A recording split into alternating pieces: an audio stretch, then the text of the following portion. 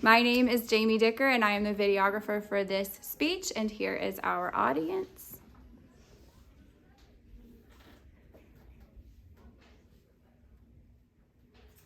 People who are addicted to pornography are averaged to watch 11 to 12 hours of porn a week. My name is Kayle Rider, and today I'm going to be informing you on the damaging effects of pornography. Today I'm going to be covering 3 points, which are: how is it addictive? What does it do to your brain? And what does it do to your relationships? So, while pornography may seem like it's just harmless adult entertainment, I can assure you it is more damaging than that. So let's get on to my first point. How is pornography addictive? Well, it gives your brain dopamine, which is a primary neurotransmitter that has to do with your brain's reward system. Dr. Donald Hilton goes on to say that when the pathways are used compulsively, a downgrading occurs that actually decreases the amount of dopamine. So then he basically goes on to say that the dopamine cells shrink, and then the reward cell of the nucleus ends up becoming starved for dopamine. So then what actually happens to your brain when you're addicted to pornography?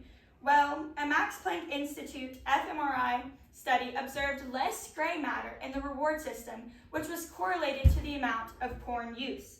Now, gray matter is, it helps us control our movements, retain memory, regulate emotions, so it's important. Now, besides that, pornography actually does the same thing to your brain as drugs. There's a Korean study that shows cue-induced brain activation patterns of porn addicts that resemble drug addicts. And this is not the only study that shows that.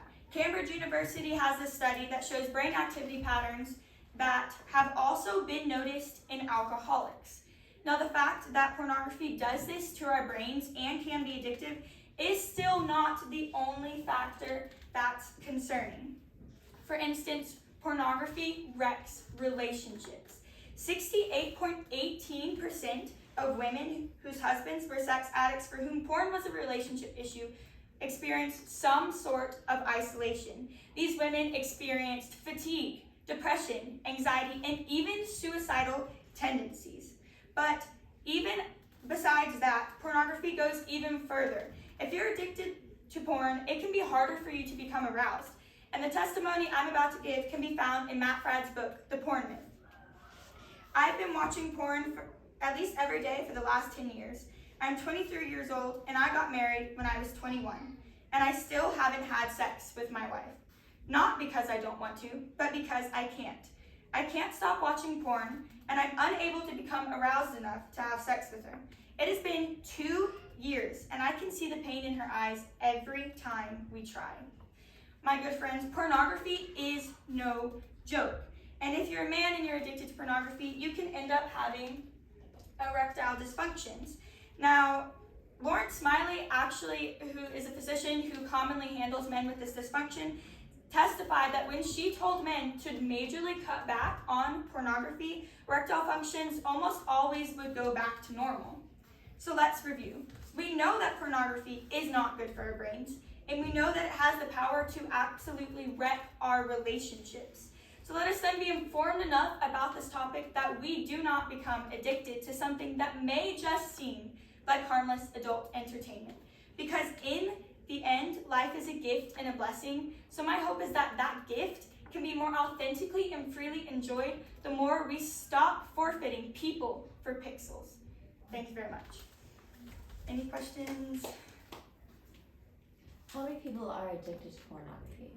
Officially, I think it's like 200,000, or that might just be in America, but around like 40 million Americans are average to like look at porn just pretty frequently. Can you define addiction? So, as of 2011, an addiction was redefined as a primary chronic disease of brain reward, motivation, related circuitry, and memory. So it doesn't just relate to like outward substance abuse, like hard drugs or anything like that. It can be natural causes. What are the long-term effects of porn?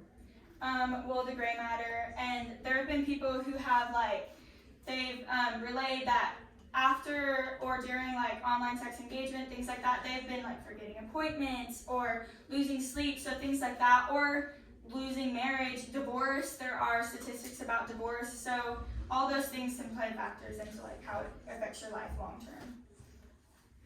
You mentioned trading people for pixels. In your research, did you see anything specific to the effects on the people used in pornography?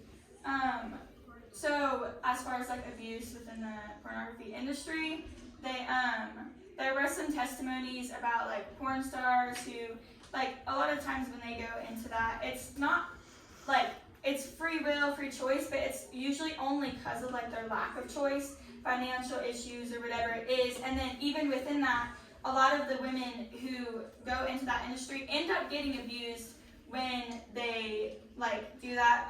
Like on the side, producers will be like, if you don't do this, then like you're gonna lose your job, and blackmail for like sexual activity, things like that. So a lot of the times there is a lot of abuse. Thank you.